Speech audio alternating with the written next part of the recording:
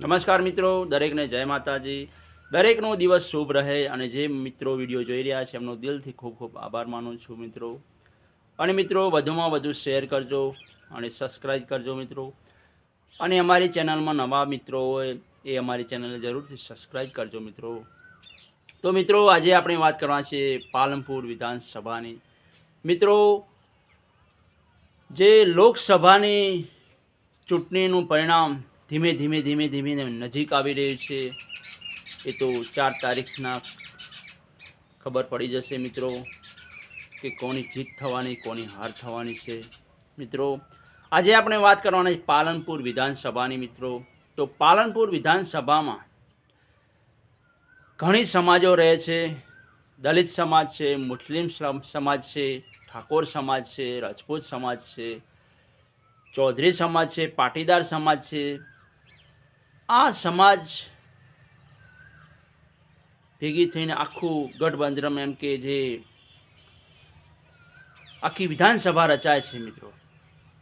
જ્યારે અમે પાલનપુર ગયા, લોકો સાથે વાતચીત કરી તો લોકો કહી રહ્યા હતા, સિટીની વાત કરીએ પાલનપુર, તો સિટીમાં માહોલ ભાજપનો હતો મિત્રો. દરેક જગ્યાએ સિટીમાં જઈએ તો ભાજપનો જ માહોલ હતો મિત્રો. કોઈ દરેક લોકો સાથે આપણે વાતચીત કરી તો ગરીબ વર્ગ હતો એ પણ ભાજપથી જોડાયેલો હતો.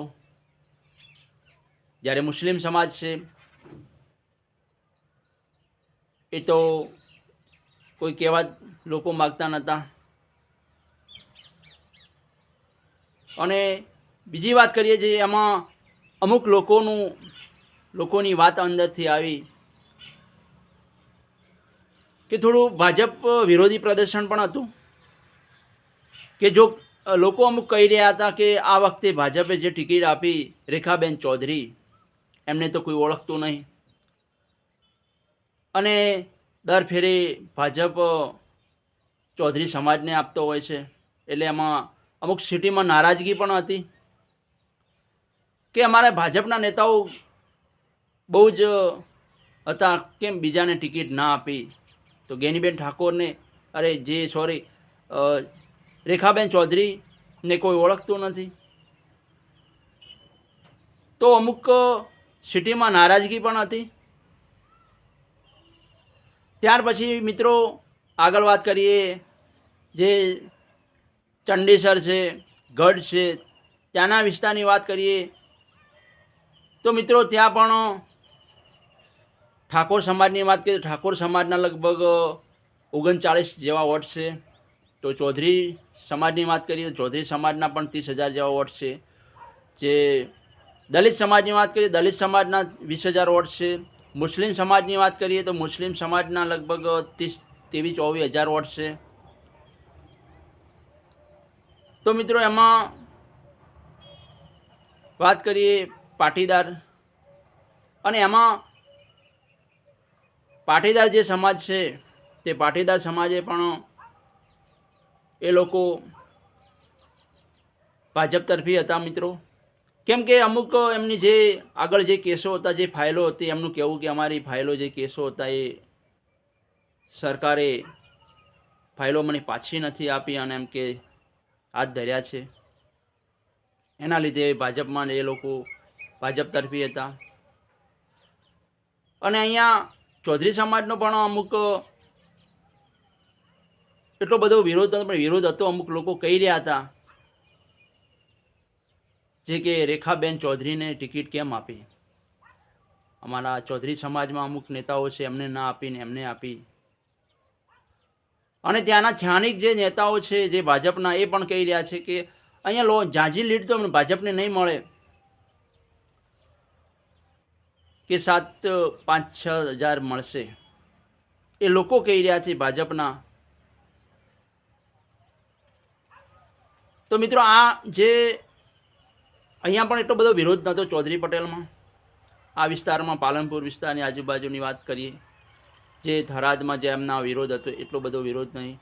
કે ઠીક છે, સ્વાભાવિક છે, આમાં પણ આપણા સમાજના છે રેખાબેન ચૌધરી, ઠીક છે, હોય તો વાંધો નહીં, ચૂંટણી પટ્યા છે એ વાત.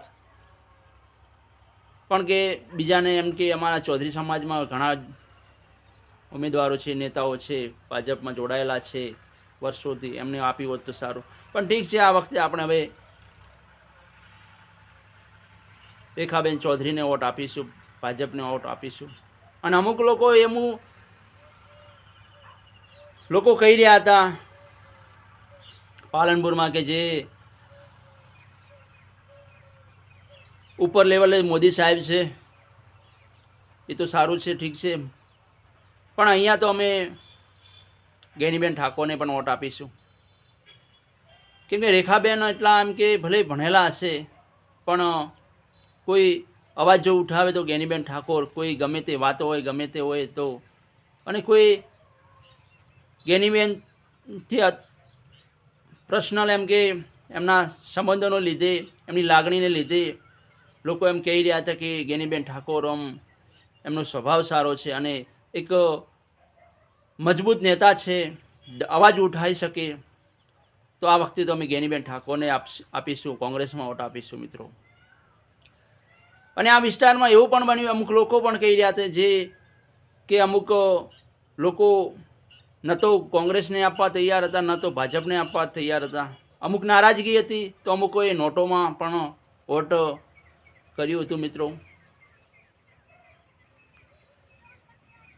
તો મિત્રો આ તો વિધાનસભા, પાલનપુર વિધાનસભાની વાત કરી. તો કોમેન્ટ બોક્સમાં તમારા વિચારો અવશ્ય લખજો. અને મિત્રો એ તો 4 તારીખના ખબર પડી જાય, પર્દાફાશ, કોની જીત કોની હાર. આ તો એક આપણે ચર્ચા કરીએ, લોકો સાથે વાત કરીએ, જે લોકો કહી રહ્યા છે એના આધારે, જે સમીકરણો જે રચાયા છે એના આધારે આપણે આજે ચર્ચા કરી મિત્રો. એ તો 4 તારીખના ખબર પડે કોની જીત થશે, કોની હાર થવાની છે મિત્રો. તો મિત્રો વિડીયો કેવો લાગ્યો, લાઈક શેર સબસ્ક્રાઈબથી અવશ્ય કરજો મિત્રો. દરેકનો દિવસ શુભ રહે. દરેકને જય માતાજી.